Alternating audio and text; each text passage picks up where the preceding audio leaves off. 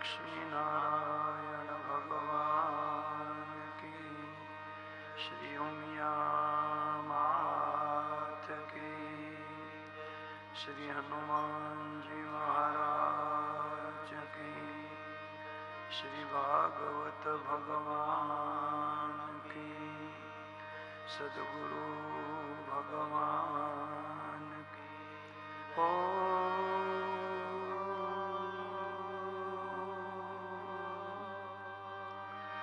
नमः पार्वती पतये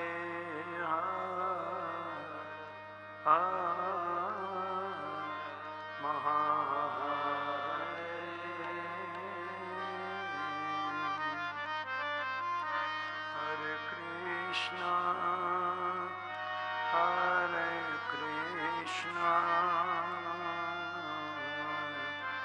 कृष्ण कृष्ण हरे हरे हरे कृष्ण हरे कृष्ण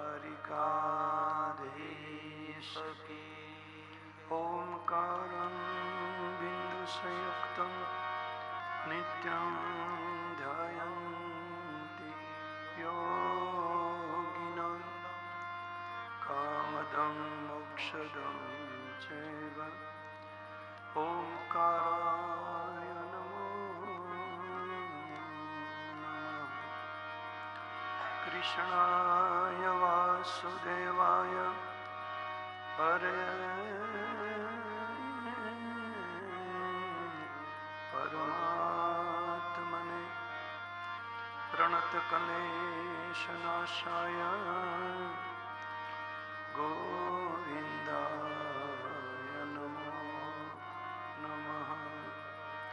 प्रभु नंदकुमारो में स्वामी वृषभानुजा कृतार्थोऽहं कृतार्थोऽहं कृतार्थोऽहं न संशय। बोलो श्री कृष्ण कन्हैया श्री भागवत भगवान की।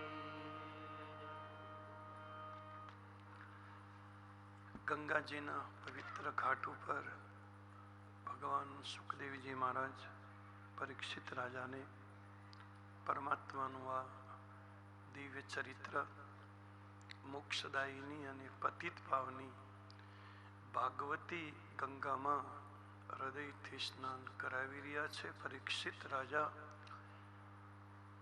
પરમાત્માને ચરણે ચિત્ત રાખીને સંપૂર્ણ શરણાગતિના ભાવમાં બેસીને ખૂબ શ્રદ્ધાથી અને અનુરાગથી આ કથાને હૃદયમાં ધરી રહ્યા છે. ભાગવતજીનો 11મો સ્કંદ આપણે શરૂ કરીએ છીએ. દ્વારકાનું ચરિત્ર વર્ણવે છે. સુદામાજી ભગવાનને મળી અને પાછા ગયા છે. પછી સુખદેવજી મહારાજ એમ કહે કે કૃષ્ણના આખા પરિવારને, આખા યાદવ કુળને ઋષિઓનો શ્રાપ લાગી ગયો છે.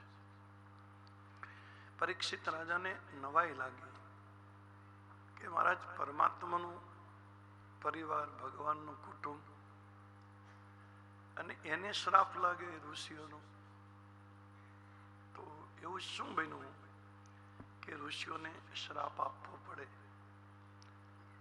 શેને કારણે શ્રાપ મળ્યો? આ કથા મને તમે સંભળાવો. એટલે યાદવોને જેને લીધે શ્રાપ લાગ્યો છે એની કથા કરે છે કે દ્વારકાની સમૃદ્ધિ તો અતિશય હતી. બધા યાદવો ખૂબ સુખી હતા. આખી દ્વારકા સોનાની, અતિ સંપત્તિ, અતિ વૈભવ.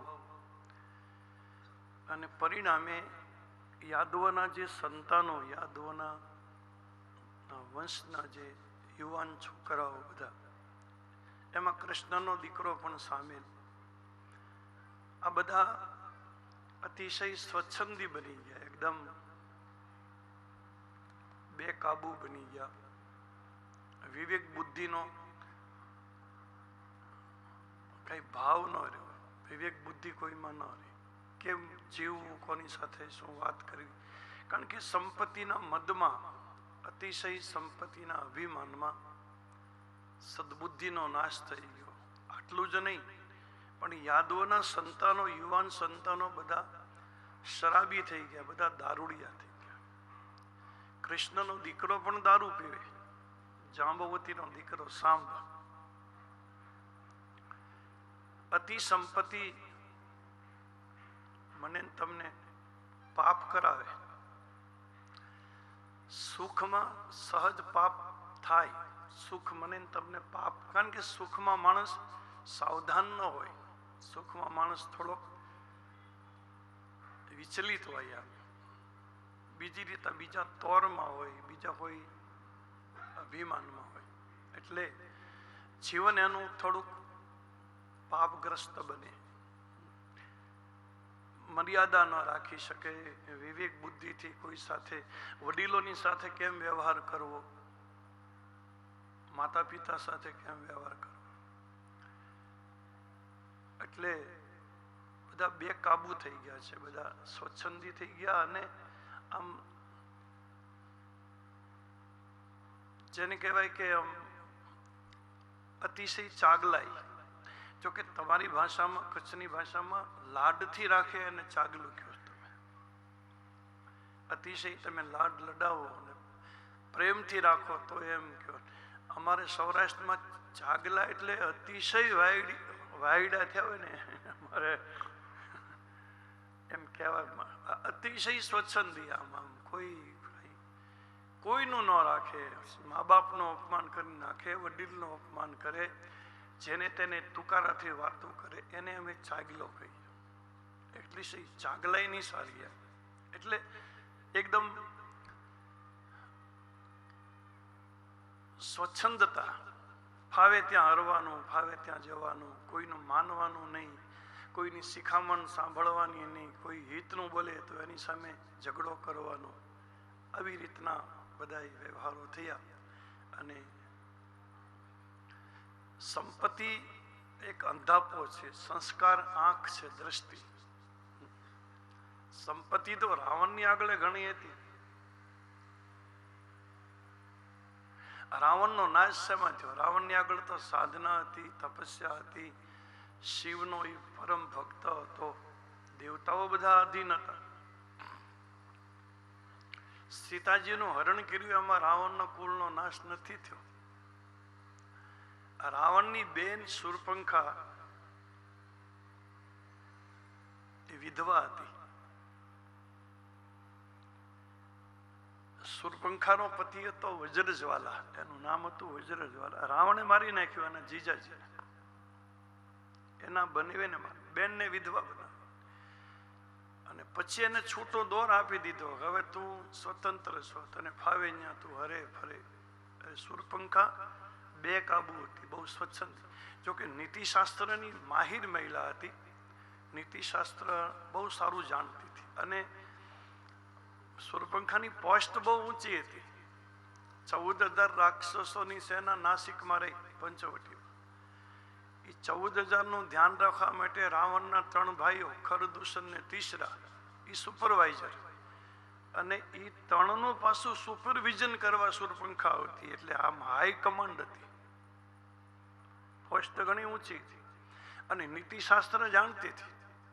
રાવણને એને ઢગલાબંધ નીતિશાસ્ત્રો કીધા છે, પણ લક્ષ્મણે નાક કાન કાપ્યા પછી નાક કાન કપાવીને લંકામાં ગઈ અને રાવણને કહી દીધું કે નીતિ વગરનો રાજ ન ટકે. રાજનીતિ બીનું ધન બીનું ધર્મ, હરિ સમર્પિત બીનું સત્કર્મા.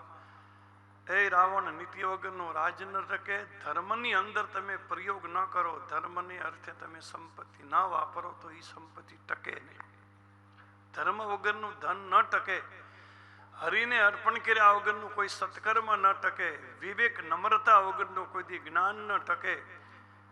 અતિશય તમે ખરાબ સંગ થઈ જાય, કુસંગ થાય તો તપસ્વીનું તપ ન ટકે, ખરાબ પ્રધાન આવે તો રાજ ન ટકે, અતિશય માન મળે તો જ્ઞાનીનું જ્ઞાન ન ટકે, અને શરાબ પીવાથી મા બાપની બાપ દાદાની લાજ ન ટકે, વિયોગ વગરનો કોઈ દી પ્રેમ ન ટકે. આટલી નીતિ મેં સાંભળી છે, આવું શૂર્પણખા બોલી છે.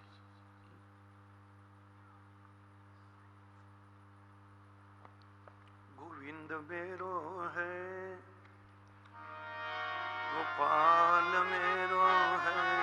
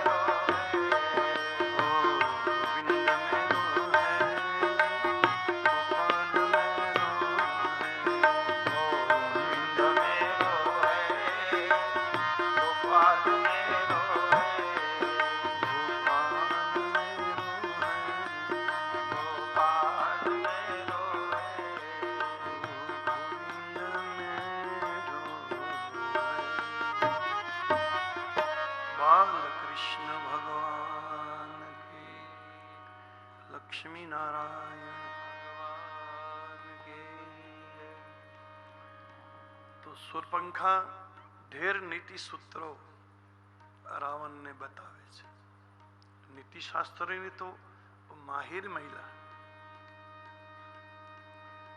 રાજનીતિ બીનું ધન બીનું ધર્મ, હરિ સમર્પિત બીનું સત્કર્મા, બીનું વિવેક વિદ્યા ઉપજાયે, શ્રમ ફલ પડે કિએ રૂપાયે, સંગતે જતી કુમંત્ર તે રાજા, માન તે જ્ઞાન પાન તે લાજા, પ્રીતિ પ્રણય બીનું મદ તે ગુની, ના સહી બેગી નીતિ અસ સુની. આવા નીતિ સૂત્રો રાવણને ખૂબ બતાવ્યા. કોઈ તુલસીદાસજીને એમ પ્રશ્ન કર્યો કે સુરપંખા રાક્ષસી છે, એના મોઢામાંથી આટલા નીતિશાસ્ત્રોના સૂત્રો બોલાવ્યા તમે, તો નાકકાન કપાવીને કેમ બોલાવ્યા? નાકકાન હતા ત્યારે બોલાવ્યા હતો. આટલું સરસ જોઈ નીતિશાસ્ત્ર ઉપર પ્રકાશિત વક્તવ્ય આપી શકે તો નાકકાન કપાવીને. તુલસીદાસજીએ કીધું કે સુરપંખા રાવણને જ બધા ઉપદેશ આપે છે, પોતે એના જીવનમાં કંઈ પાળતી નથી, અને જે બીજાને જ શિખામણ આપતા હોય અને પોતે જીવનમાં ન ઉતારતા હોય એને નાકકાન હોતા જ નથી. નાકકાન વગરના જ કહેવાય. એટલે મેં કપાવીને બોલાવ્યો છે. પણ સુરપંખા હતી બેફામ, એકદમ બેકાબુ. શાસ્ત્રમાં તો એવા નિયમ છે કે જે સમાજની સ્ત્રી, કોઈ પણ વર્ગની, અથવા તો જે પરિવારની સ્ત્રી સ્વચ્છંદી હોય, બેકાબુ હોય, એ સમાજને પરમાત્મા બચાવી ન શકે. પવિત્રતાની પૂજા થાય છે, પણ પવિત્રતા પૂજાય છે, પણ મર્યાદિત પવિત્રતા. પવિત્રતા જો હદ છોડી દે, મર્યાદાની રેખાને તોડી નાખે, તો પવિત્રતાની પૂજા પછી પવિત્રતા રહેતી જ નથી અને એની પૂજા થતી નથી. ગંગાજી અને યમુનાજી ભગવત સ્વરૂપ છે, જેનું દરસ પરસ મજ્જન અરૂપાના હરિ પાપ કહ વેદ પુરાના, જેનું દર્શન થઈ જાય, સ્પર્શ સ્નાન પાન અને મને તમને પાપમાંથી વિમુક્ત કરે એવી વેદ સાક્ષી આપે. આટલી પવિત્ર સરિતાઓ, પુણ્ય સલીલા, સુભગ સરી, જગતના પાપને ધોવે છે, ગંગા ને જમના. પણ એને કિનારા આપવામાં આવ્યા કે તમારે આ બે કિનારાની વચ્ચે જ રહેવાનું. એની મર્યાદા છે. જ્યાં સુધી ગંગાજી યમુનાજી એના કિનારાની હદમાં રહીને વહે છે, ત્યાં સુધી જગતના પાપ ધોવે છે, જગત એને પૂજે છે. પણ ગંગા યમુનાજીમાં જ્યારે ઘોડાપુર આવે અને એ કિનારાને છોડીને જ્યારે રેલાઈ જાય, પછી કોઈનો ઉદ્ધાર ન કરે, ઘણાનો નાશ કરે, પછી ગંગા યમુનાની પૂજા કોઈ ન કરે. એમ જગતની ગમે એટલી મહાન હસ્તી હોય, ગમે એવું મોટું તત્વ હોય, પણ એની મર્યાદાની તોડી નાખે, પછી એનો વિનાશ પણ થાય, એનો થાય અને એની આજુબાજુનો બધાનો થાય. સીતાજીની ઝૂંપડીએ રાવણ આવે, હાલો ભિક્ષામદેહી કરીને ઉભો રહે, તો એક ગ્રસ્ત ધર્મને સાચવા સીતાજી એવું વિચાર્યું કે ભાઈ ભલે ને અમે વનવાસમાં છીએ, પણ ગ્રસ્તી છીએ, આંગણે આવેલો કોઈ સાધુ સંત અતિથિ અભ્યાગત એક ધર્મ છે આપણો, ગ્રસ્ત ધર્મ, કે એને કંઈક આપવું. એટલે ફળ લઈને ભિક્ષા આપે છે. લક્ષ્મણજીની રેખામાં એવી તાકાત છે કે રાવણ રેખા ઓળંગીને અંદર જઈ શકતો નથી. કાળની રેખા ને, લક્ષ્મણ એટલે શેષનાગ, એક સમયની રેખા, કાળની રેખા છે, અને કાળના લીટાને કોઈ લોપી ન શકે, એને કોળ ઓળંગી શકે. સીતાજી ભિક્ષા આપતા, રાવણે એમ કીધું કે બાંધી ભિક્ષા ન લો, બહાર આવીને આપતો. સીતાજી એમ કહેવું જોઈએ, આ તો આપણું ચિંતન છે, આપણા માટેનો બોધપાઠ, કે ભાઈ હું એક નારી છું, મારી આ મર્યાદાની રેખા છે, મારી નારી ધર્મની રેખા છે, આ રેખા ઓળંગીને હું બહાર ન આવી શકું. આપને જોઈતો હોય તો આ ભિક્ષા લ્યો, ન લ્યો તો આપણી ઈચ્છા, એમ કહી શકત તો સીતાની આલોચના ન થાય, પણ સીતાજી સ્નેહના અતિરેકમાં એ રેખા ઓળંગી અને બહાર નીકળી ગઈ. પરિણામ શું આવ્યું? મર્યાદાની રેખા. સીતા જેવું મહાન તત્વ અથવા તો પરમાત્માનો પરિવાર, કૃષ્ણના દીકરા એટલે ભગવાનના દીકરા, પણ એ જયારે બેફામ થયા, સ્વચ્છંદી થયા, એટલે અમારે ભગત બાપુ તો લખે ને કવિકાર, એ માડી તારા એ લીટાનો પીને જો જાશે તો જાનકી નો જોખમ થાશે રે. માડી તારા લીટાનો પીને જોઈ જાશે તો જાનકી નો જોખમ થાશે રે. માડી એવા દાદાએ મારી તો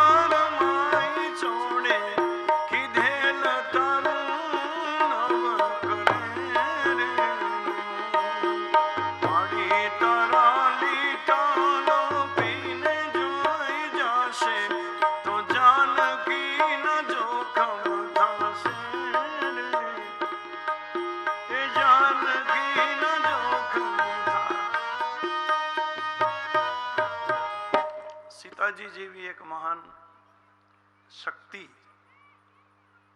મર્યાદાને તોડીને બહાર. પરમાત્માના સંતાનો જયારે બેફામ થાય, ભલે ભગવાનના દીકરો જે હારે, આ તો રામ સારા કહેવાય કે નાના ભાઈને લઈ ગયા, પણ પછી રામે સુધારી નાખ્યું તરત જ.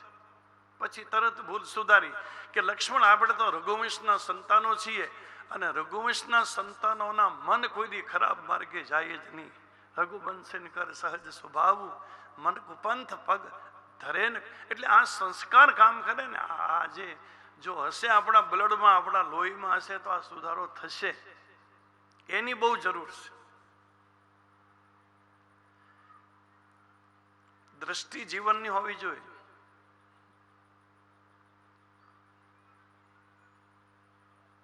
અને હું તો એમ કહું, સ્વદર્શન કરો, પરદર્શન રહેવા દો. તમે અરીસામાં જોવાનો શું બીજો મતલબ છે? દર્પણનો અર્થ શું છે? खुद को देखना हो तो दर्पण का प्रयोग है सही प्रयोग. दूसरे को मत देखो, अपने को देखो. और भावनगर नो नाजिर लखे, समाना ना बधा पुण्यो जमाना ने मुबारक हो. હું પરખું પાપને મારા મને એવા નયન દેજે. હે ભગવાન, મને એવી આંખ આપ કે હું મારા પાપને જોઉં, હું જોઈ શકું મારો શું દોષ છે. પરદોષ દર્શન નહીં, સ્વદોષ દર્શન. હું પરખું પાપને મારા મને એવા નયન દેજે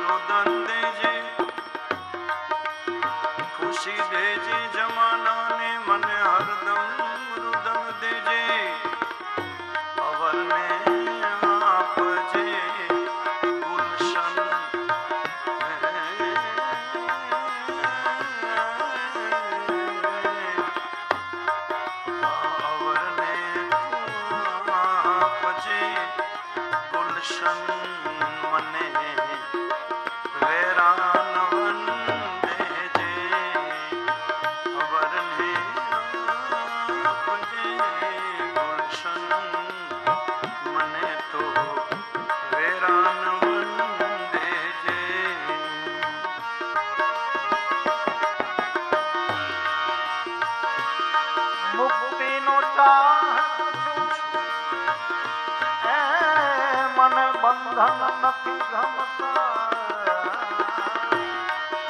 હું મુક્તિનો ચાહક છું મને બંધન નથી ગમતા આ કમળ બીજાય તે પહેલા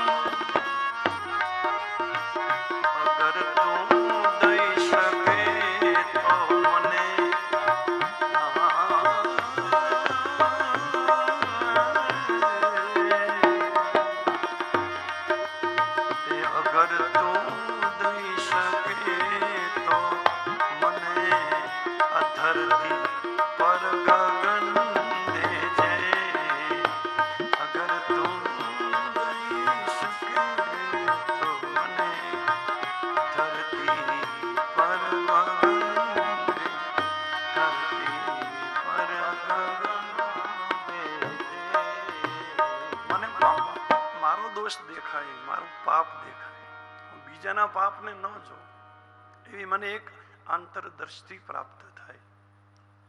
સ્વદોષ દર્શન સુધારો મારાથી થાય.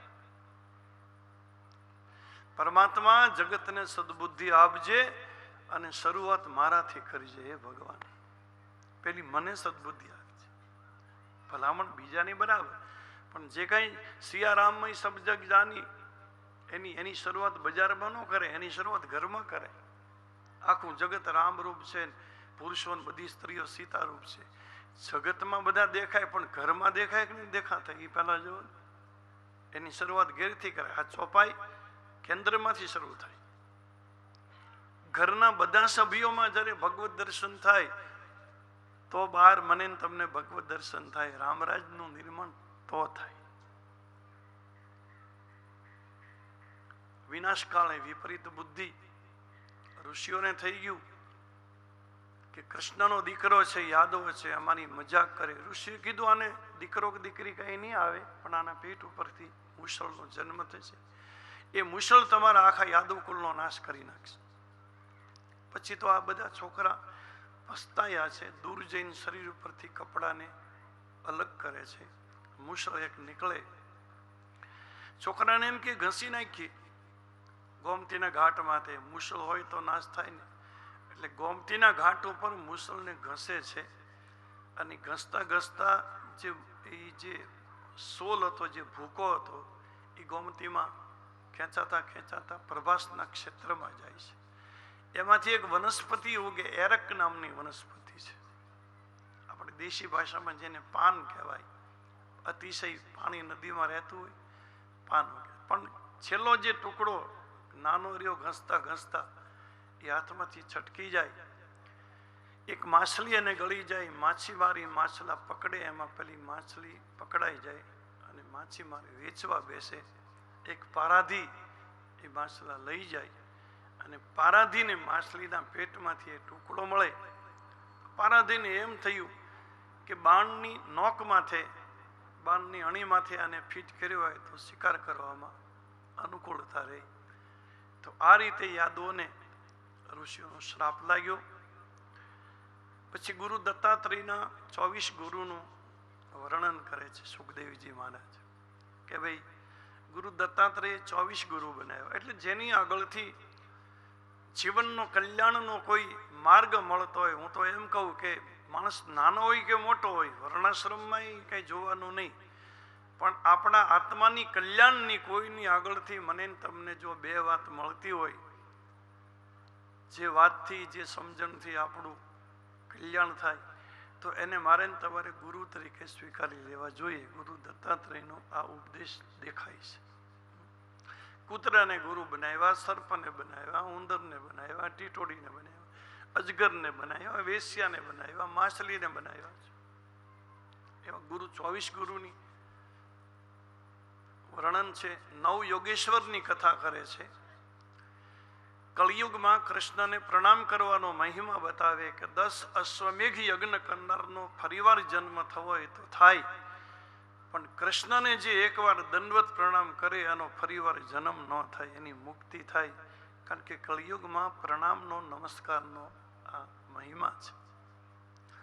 સત્સંગ કરવો અને કુસંગથી દૂર રહેવું, એક એવી પણ ચર્ચા કરે છે. સત્સંગ થાય તો સારી વાત, ન થાય તો કુસંગ કોઈ દી ના કરો. કારણ કે કુસંગમાં તો વિનાશ જ થાય છે. પછી 4 પ્રકારના પ્રલયની કથા કરે. પ્રાકૃતિક પ્રલય, નૈમિતિક પ્રલય. પરમાત્માનું લીલા ચરિત્ર દ્વારકામાં ચાલે છે. બ્રહ્માજી આવ્યા છે કૃષ્ણ આગળ, વિનંતી કરે, મહારાજ આપ હવે ગોલોકધામમાં ક્યારે પધારો છો? કૃષ્ણે કહ્યું બ્રહ્માજીને કે આમ તો અમારી બધી લીલા પૂરી થઈ, એક મારા ઘરની લીલા બાકી છે દ્વારકાની, એ પૂરી કરીને હું આવું છું. બ્રહ્માજી ગયા છે. પછી તો દ્વારકામાં કુદરતી બધી ઉપદ્રવો આવે છે. આમ આંધી આવે, વાવાઝોડું આવે, તુફાન આવે, દરિયાની અંદર પણ તુફાન ઊભું થાય. એટલે કૃષ્ણે બધા યાદવોને કહ્યું કે દ્વારકા માટે સમય બહુ સારો નથી. થોડા દિવસ આપણે ભગવાન શિવજીના સાનિધ્યમાં જતા રહીએ સોમનાથ. એટલે આખી દ્વારકાના યાદવોને લઈ અને ભગવાન પ્રભાસના ક્ષેત્રમાં આવે છે. આ બાજુ દ્વારકા આખી ખાલી થઈ, બધા યાદવો કૃષ્ણ બલરામજી સાથે સોમનાથ પ્રભાસ ક્ષેત્રમાં જાય છે. અને આ બાજુ દરિયામાં સુનામી આવે, દરિયામાં પાણીનું તોફાન, અને આખી દ્વારકા ડૂબી જાય છે સમુદ્રમાં. પરમાત્માને એવું લાગ્યું કે આ રાખવા જેવું નથી.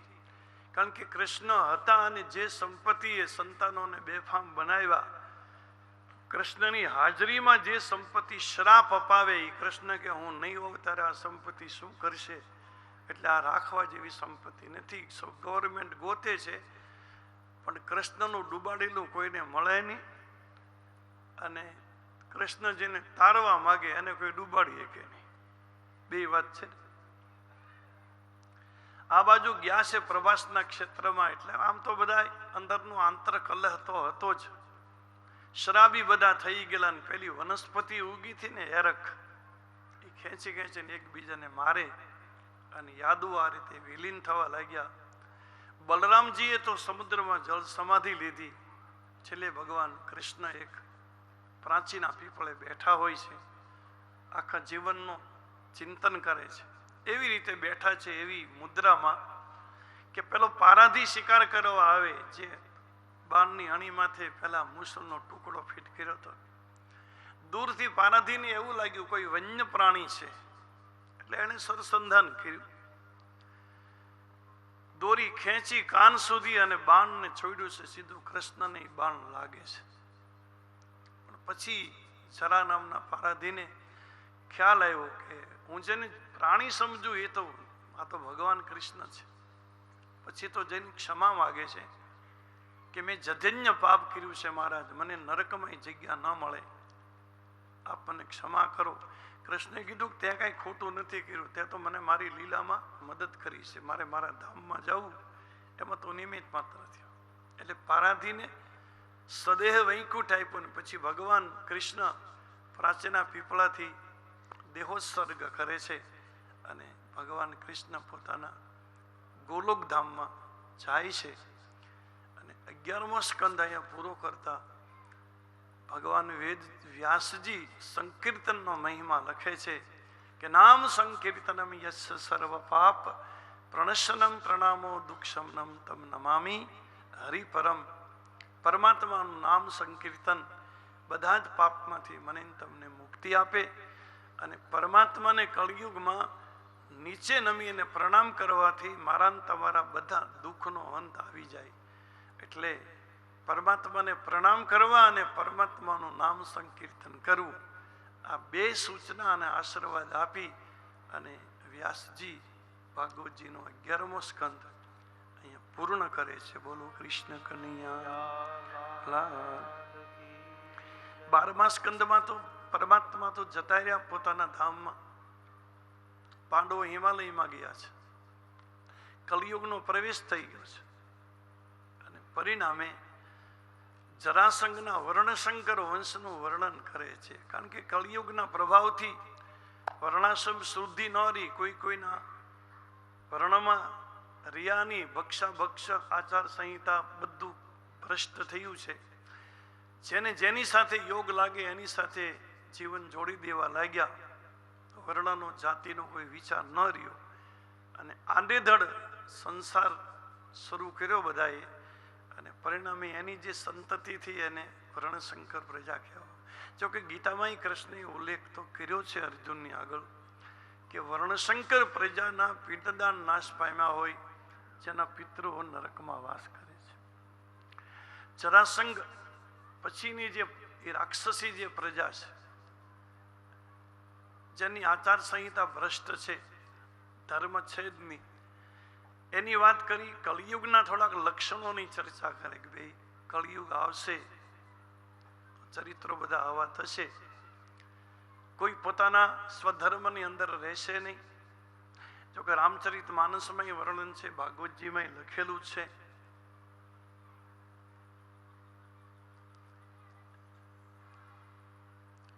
તપસ્વીઓ સાધુ સંતો પૈસા વાળા થાય, આવું લખ્યું છે. કલિયુગમાં સાધુ સંતો તપસ્વીઓ સમૃદ્ધ છે, ગ્રહસ્થી બધા ગરીબ થશે. જેની મોટી જટાન મોટા નખ હોય એ કલિયુગમાં સિદ્ધ તપસ્વી તરીકે પંકાશે.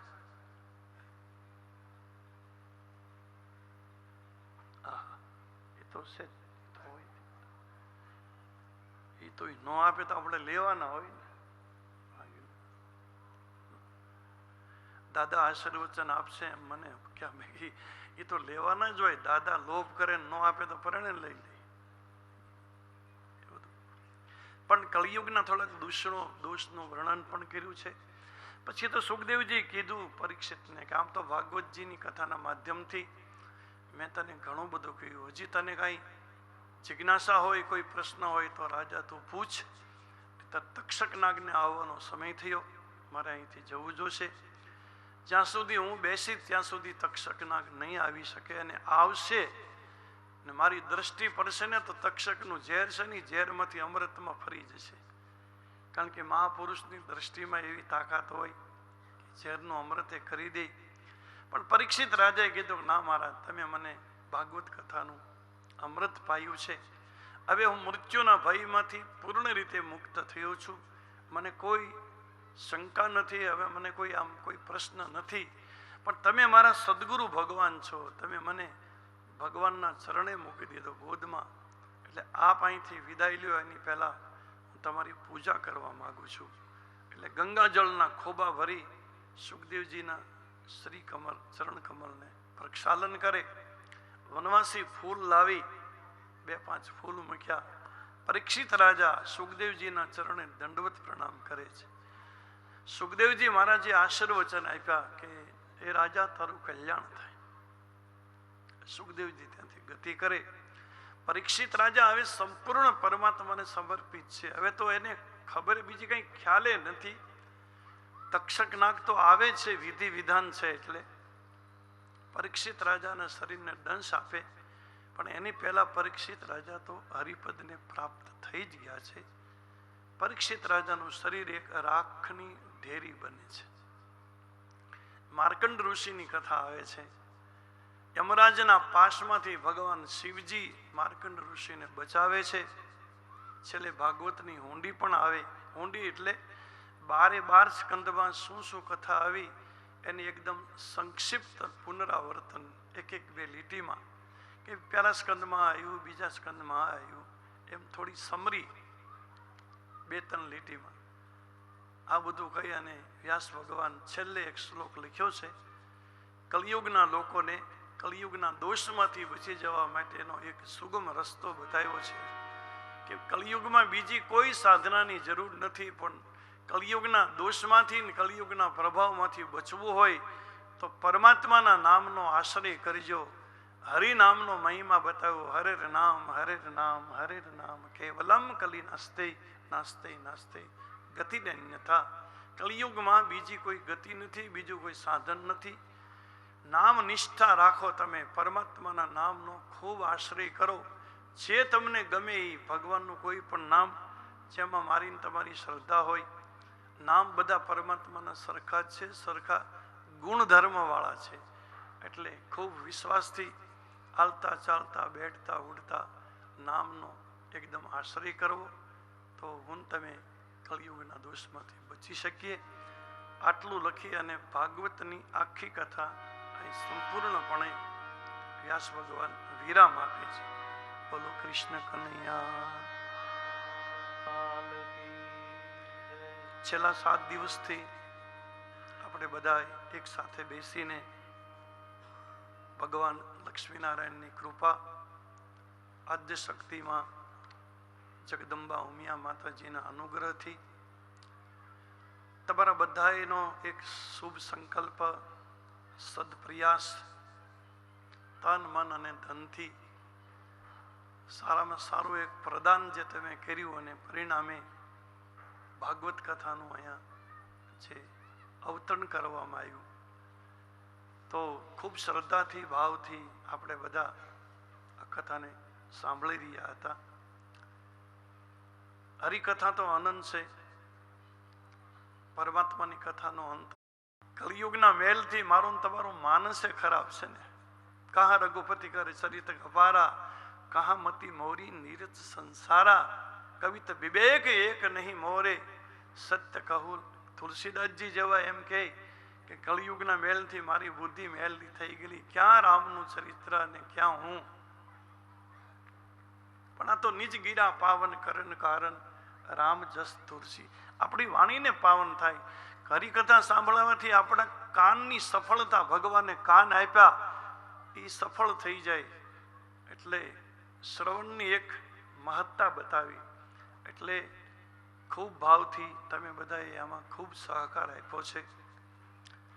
કચ્છ કડવા પાટીદાર સનાતન સમાજ, આપણો અહીંયા પાર્થનગરનો સમાજ, તો 4 સમાજ છે ને આપણા તો. પણ તમારો આ જે પ્રયાસ, આમાં ઘણાનું કલ્યાણ તમે કરી નાખ્યું. હું તો કહું, ઘણા લોકો સગા સંબંધી બહારથી, દૂર દૂરથી, મુંબઈ સુધીથી પણ માણસો આવ્યા. તમારા ભાવને, તમારી શ્રદ્ધાને જોઈને, તમારા આગળને જોઈને. અને હું તો કહું, જેણે જેણે જે કથા જેટલી સાંભળી હશે, જેવી અનુકૂળતા, અડધો દિવસ, 2 દિવસ, પણ એક શબ્દ ગુરુદેવ કા તાકા અનંત વિચાર, આ એક શબ્દ મારા ને તમારા કેટલાય પાપને બાળી નાખે. હું તો એમ કહું, જેને જે રીતે સાંભળી હશે, જેટલો સમય એના બધાયના પાપનો નાશ થયો હશે અને એ જેટલાનું કલ્યાણ થશે એનો શ્રેય સનાતન સમાજ કચ્છ કડવા પાટીદારને છે. કે તમે કથાને અહીંયા પ્રગટાવી ત્યારે બધા આમાં સ્નાન કરવા આવ્યા ને, એટલે જેણે જેને સ્નાન કર્યું છે એ બધાયનો જે શ્રેય થશે ને એ તમને આભારી છે.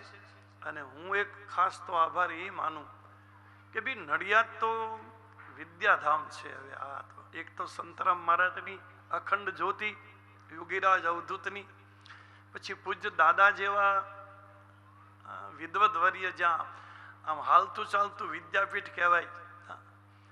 તો તમે તો ધારો તો સારામાં સારો કથાકાર લાવી શકો ને, વિદ્વાન કથાકાર લાવી શકો. હું તો બહુ નાનો માણસ, ગામડાનો માણસ, કોઈ પંડિતાઈની કોઈ વિદ્વતા નથી, ખાલી હૃદયના ભાવથી જે કાંઈ ચોકહ બાલક તોતરી, છોકરું તોતળું બોલતું હોય ને, નાનું છોકરું સ્પષ્ટ ન બોલે, એ બોલે તો તોતળું બોલે, પણ છતાં એના મા બાપને વાલું લાગે. એમ આપણે તોતળું બોલી, પણ હવે આપણા વડીલો બધા બેઠા આપણી માથે, જે કૃપા દ્રષ્ટિ છે, જેની ઉદારતા છે, એ સારું લાગે છે, એને એ સ્વીકારી લે છે. એટલે મારી જેવા તમે નાના માણસને અહીંયા અવસર આપ્યો કથા બોલવાનો અને ભાગવત કથાનું પ્રવચન કે વાંચન કરીને મારી વાણીને પાવન કરવાનો તમે બધાએ મને અવસર આપ્યો છે. એટલે હું તમારા બધાનો ખૂબ ખૂબ આભારી છું. કચ્છ કડવા પાટીદાર સનાતન સમાજનો. એટલે તમે બહુ મારી ઉપર કૃપા કરી, બહુ ઉદારતા રાખી છે અને ખૂબ લાયકાત કરતા. જો કે સન્માનની તો આપણી કોઈ લાયકાત હોય નહીં, આપણી પાસે એવા કોઈ ગુણ નથી કે સમાજ આપણને પૂજે કે આપણને પગે લાગે. પણ સામો માણસ પગે લાગતો હોય ને, એ આપણી લાયકાત ન હોય, એની ખાનદાની હોય. બાપ એ માણસ એ સજ્જન હોય, ખાનદાન હોય આપણને. એટલે તમે બધા ઉદાર છો, તમે સન્માનનું દાન કરો છો. એટલે આનંદ મને એ છે કે બહુ ભાવથી ને બહુ શ્રદ્ધાથી અને પ્રેમથી કથા સાંભળી. બધાએ સાંભળવા ખાતર જવું છે ને બેસવા ખાતર બેસવું એમની. ઘણીવાર કથાના સમયમાં આપણે ક્યારેક ક્યારેક 15 મિનિટ 20 મિનિટ અડધી કલાક સુધી આપણે ટાઈમની ઓવર વહી આવ્યા છીએ. જે સમયે પૂરી કરવી જોઈએ એને બદલે અડધી કલાક કથા લંબાઈ ગઈ છે. ક્યારેક એવું બન્યું છે કોઈ પ્રસંગને નિપટાવવા માટે, અને છતાંય તમારી મુખની રેખામાંથી કાંઈ ફેર ન પડે, તમે એ જ ભાવથી કથા સાંભળતા હો. એટલે એ જ તમારી શ્રદ્ધા બતાવે છે. એટલે તમે ખૂબ બધાએ ભાવથી આ કથાને સાંભળી છે. ભાગવત ભગવાનને હું તો પ્રાર્થના કરું કે ભાઈ જેની જે મનોકામના હશે, જેની જે મનની મુરાદ હશે, ઈચ્છા હશે, એ ભગવાન બધાની મનોકામના પૂર્ણ કરે. તનથી ધનથી મનથી મને તમને પરમાત્મા સમૃદ્ધ બનાવે, શરીરથી નિરામય બનાવે. અને આપણે તો એવી પ્રાર્થના કરીએ કે આવા નવા ધર્મના પ્રસંગો આપણા જીવનમાં ભગવાન અવારનવાર આપે, વારે વારે આવા પ્રસંગો ઊભા થાય અને એક મંડપ નીચે બેસી અને આપણે બધા એક પરિવારની જેમ, કુટુંબની જેમ સાથે બેસીને હરિગુણ ગાઈ તો આપણા મનને, આપણા કલેવરને આપણે વિશુદ્ધ બનાવી શકીએ. કલયુગના કલેવરને પણ નિર્મળ બનાવવાનો આપણો પ્રયાસ રહે અને આપણા બધાયના હૃદયમાં પરમાત્માની ભક્તિનો વાસ થાય. તમારા બધાયનું જીવન ભક્તિમય બને. દિવસે દિવસે પરમાત્માની નજીકમાં આપણો વાસ થાય. તમે જે કંઈ ધંધા પ્રવૃત્તિ જે કરતા હશો, જે આજીવિકા માટે તો આપણે કંઈક કરવું પડે.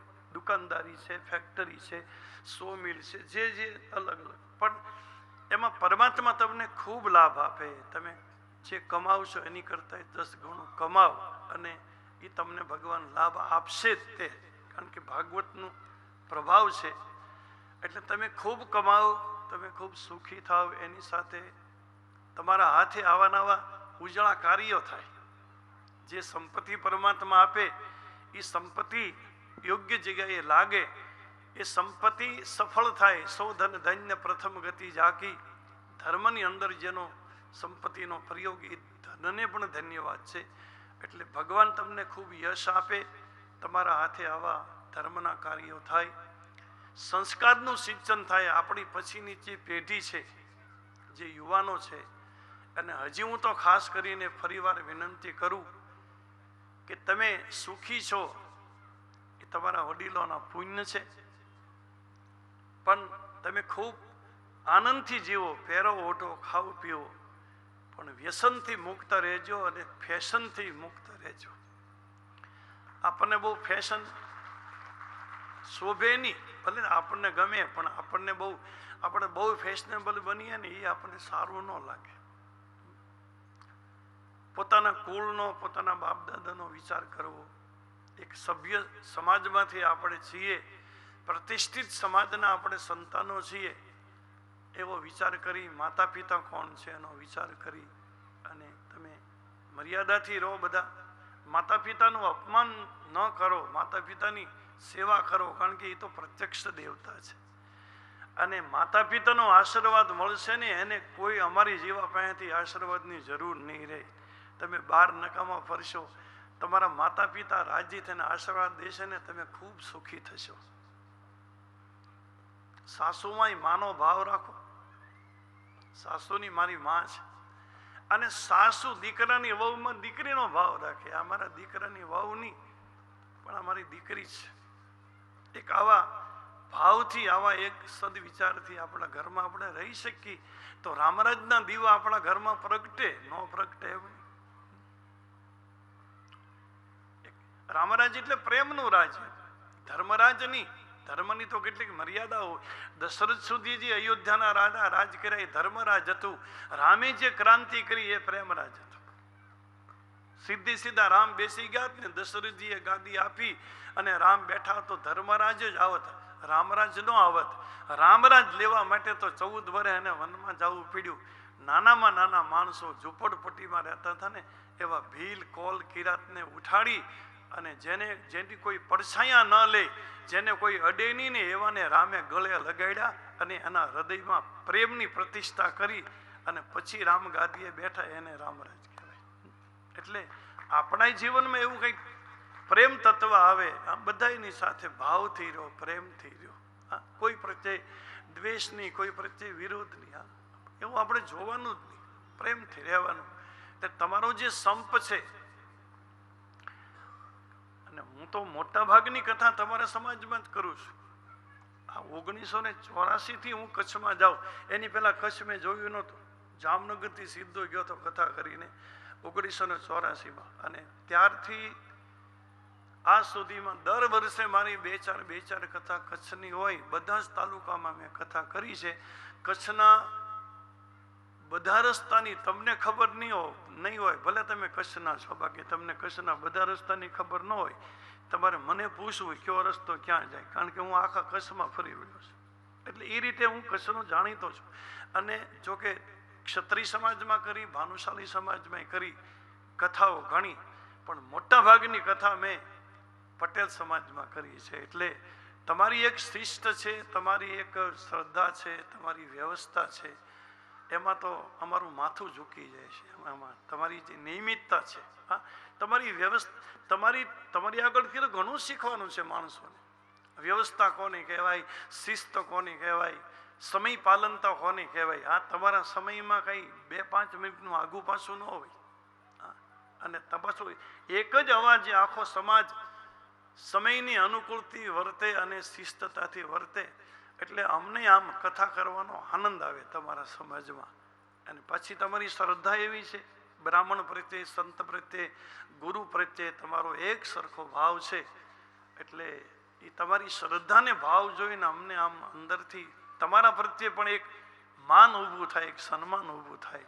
અને અમે તો ભગવાનને પ્રાર્થના કરી કે જે તમારી અંદર છે ને એમાં ભગવાન ઘણો બધો વધારો કરે, તમને ખૂબ ભગવાન બધી રીતે સુખી બનાવે અને તમે તમારા હાથે આવા કાર્યો થાય. હવે હું બોલું ને એમ તમે 3 વાર બોલજો કે કદાચ કથા મંડપમાં આવ્યા પછી આપણો કાંઈ દોષ થયો હોય, મનસા વાચા કર્મણા, એનું નિવારણ થઈ જાય. તો હરિ નમઃ. હરે નમઃ હરિ નમઃ હરે નમઃ જેનું નામ ભવરોગની ઔષધિ છે જાસુ નામ ભવ ભેષજ હરન ઘોર ત્રય શૂલ સો કૃપાલુ મોહિત ઓહી પર રહે સદા અનુકૂળ. પરમાત્માનું નામ ભવસાગરની દવા છે, પાર ઉતારવા વાળું છે. એ પરમાત્મા મારી ને તમારી માથે સદાય અનુકૂળ રહે એવી ભગવાન ભાગવતજીના ચરણે મારી કરબદ્ધ અને હૃદયથી પ્રાર્થના. એક નાની એવી ધૂન બોલી લઈ પછી પૂજ્ય દાદાજી પધાર્યા છે એટલે હું તમારા બધા વતી દાદાના શ્રી ચરણે પ્રાર્થના કરું કે અમને બધાને ખૂબ સારા આશીર્વાદ આપો, અમે પણ આજ કરતા રહીએ એવા આશીર્વાદ આપણને મળે. પણ 1 મિનિટ આપણે સંકીર્તન ધૂન બોલી લઈએ. હે નાથ નારાયણ વાસુદેવ, હે નાથ નારાયણ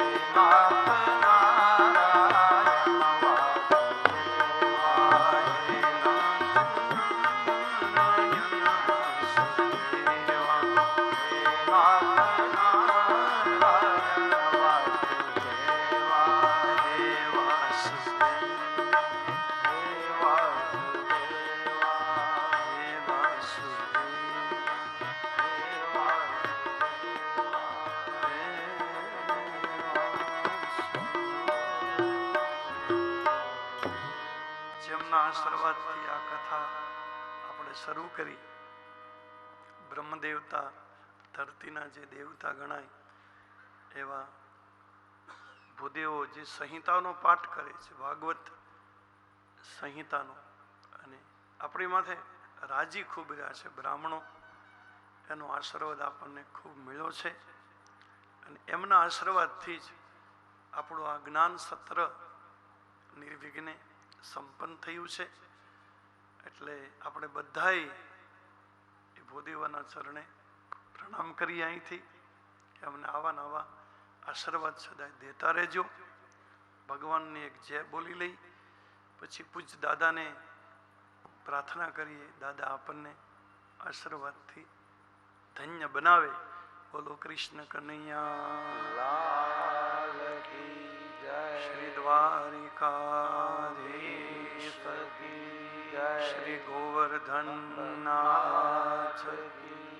શ્રી રામચંદ્ર ભગવાન उमापति महादेव की श्री लक्ष्मी नारायण भगवान श्री उमिया मात की श्री हनुमान जी महाराज की श्री व्यास नारायण भगवान की श्री सुखदेव जी महाराज की श्री भागवत भगवान की श्री गंगा मैया की श्री यमुना मैया की श्री गौ माता की श्री भारत माता की श्री संत राम महाराज की सत्य सनातन धर्म की सद्गुरु भगवान की। ओम नमः